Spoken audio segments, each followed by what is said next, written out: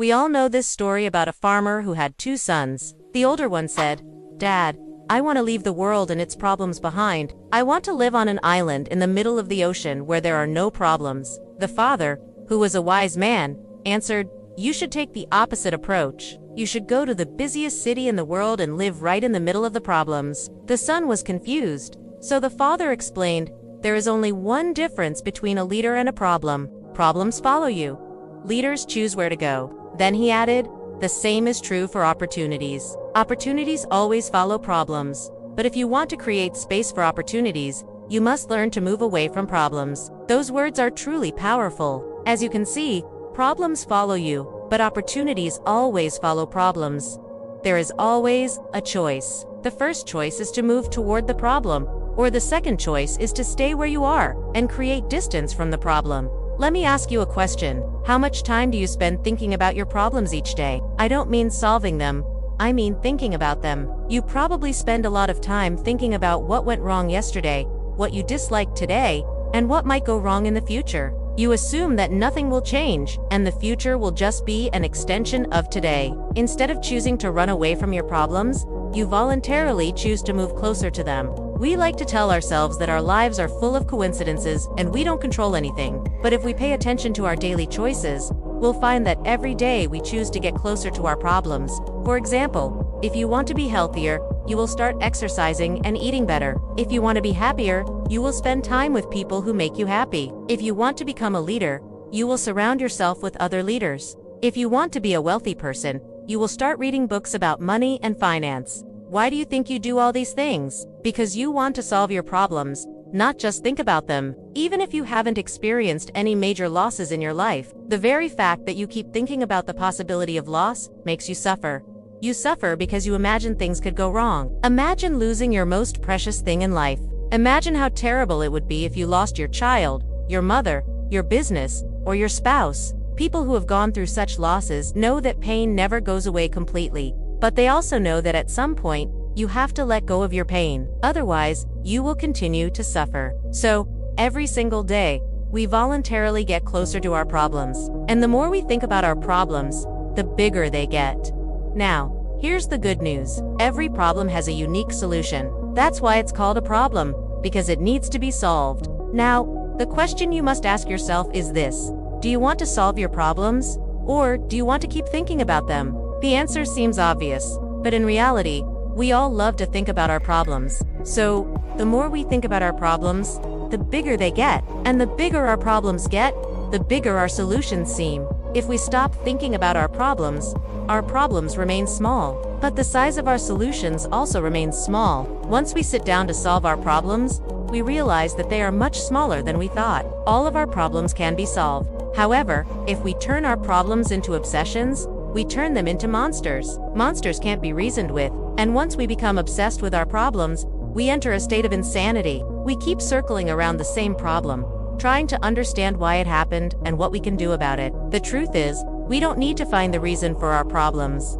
Our problems are simply there. All we need to do is solve them and move on. But we don't do that. We try to analyze our problems, and the more we analyze, the more mysterious they seem. And the more mysterious they seem, the more we obsess over them. People who seem to be victims are often actually guilty. We don't see what they did in the past to create their present. Victims claim that what they suffered in the past was a matter of chance, a coincidence. They insist that they couldn't control what happened to them.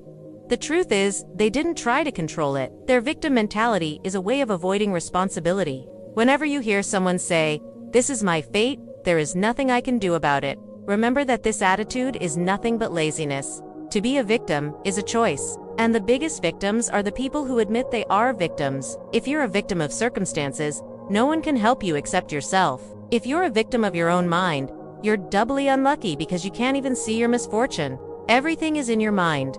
Don't misunderstand it. I'm not saying that people aren't sometimes forced to endure difficult situations. Of course they are, but the real issue is how we respond to these misfortunes. Some people keep thinking about the injustice they have suffered, and some people just let it happen and keep moving forward. Both groups have suffered the same misfortune, but the first group keeps suffering. The second group doesn't. Listen to me carefully. Misfortunes will happen to you. You can't avoid them. Sometimes it will seem as if you are cursed. But if you keep thinking about the misfortune, you will keep suffering. But if you let it go, you will suffer less.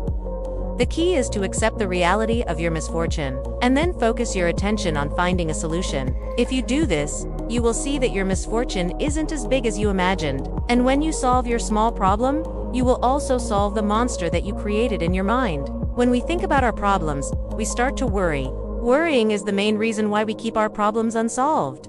Why? Because worrying does not fix anything. On the contrary, worrying makes us feel bad. And when we feel bad, we lose our ability to think clearly. A clear mind solves problems. A worried mind never will.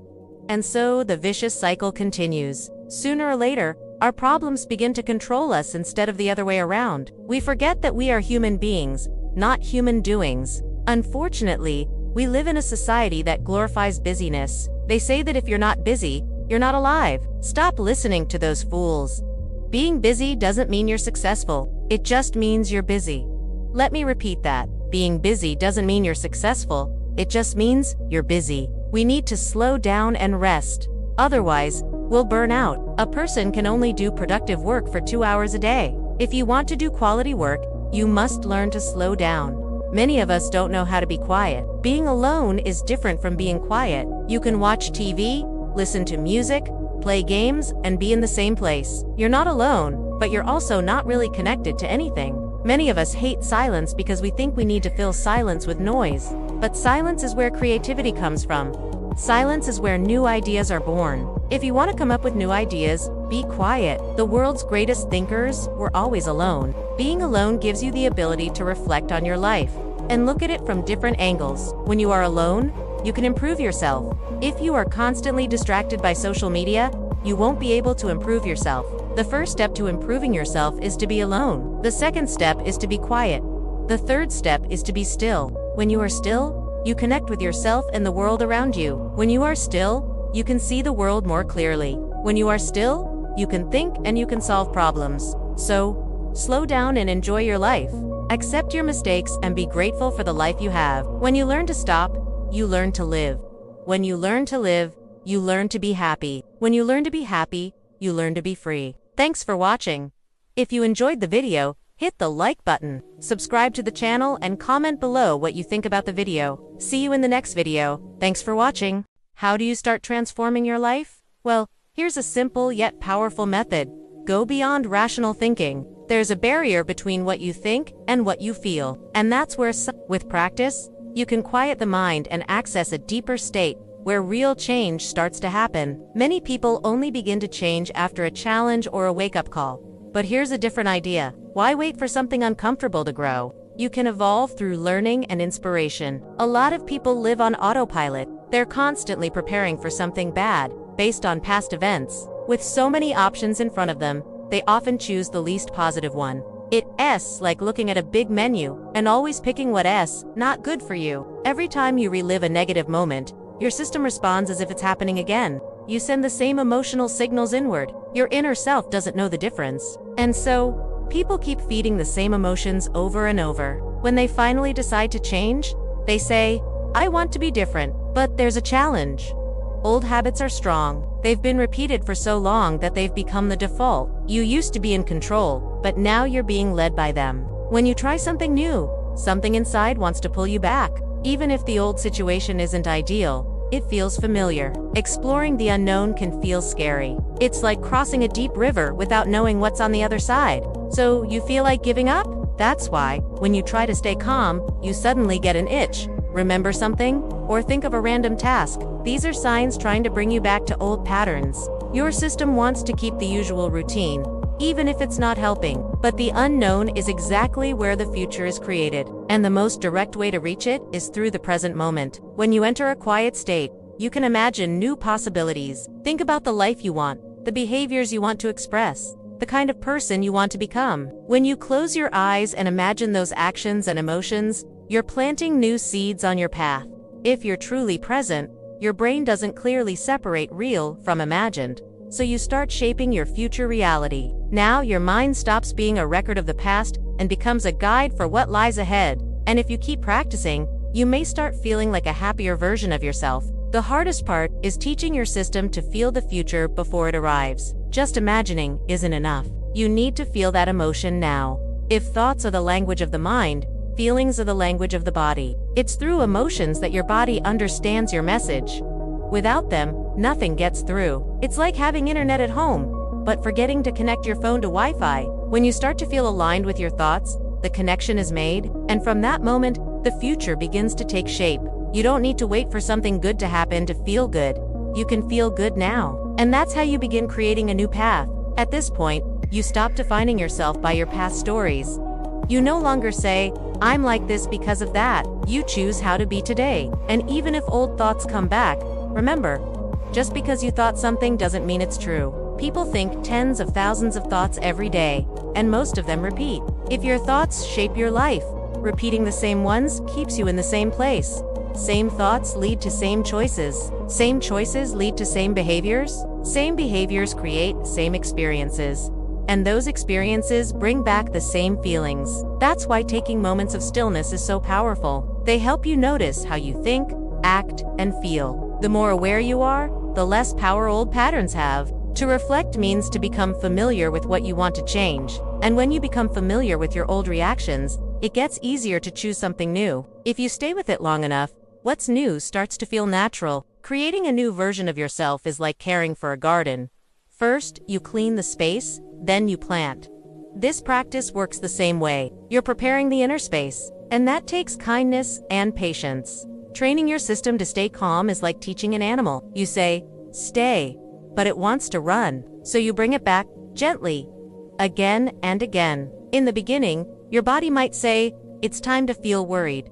But you choose to stay centered, and slowly, it learns there's another way. Each time you return your attention to now, you're saying, "I'm the one guiding this." Your intention grows stronger than old habits. And if you keep going, things begin to shift. You notice small changes? You begin moving away from the version of you that no longer fits. With time and practice, what was once your future becomes your present. This journey is all about finding beauty within yourself. You see, when you start valuing your inner world, life becomes more vibrant. You're like a hidden gem, gradually revealing yourself to the world. It's not about changing who you are, but enhancing and embracing the wonderful person you already are. The more you love and appreciate your inner self, the brighter you shine. Your energy becomes magnetic, drawing positivity and great people into your life. People are naturally drawn to you because your confidence radiates.